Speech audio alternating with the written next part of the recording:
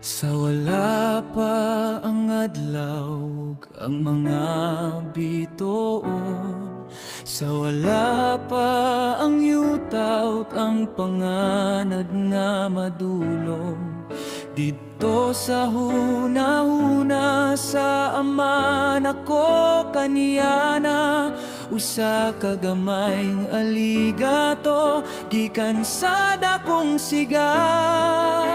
Wala pa'y yuta, wala pa'y tawo, wala pa'y sala. Apan ang ngalan ko, ginuwi mong nang nakita. Salamat o Ginoo sa pagpili ka namo, sa wala pa ang pundasyon dito sa libro mo. Sa Lamb's Book of Life ang ngalan ko nasulat na, dili tungod sa buhat ko kundi sa imong grasya. Makapagtulo sa luha nga ako'y mong gihigugma.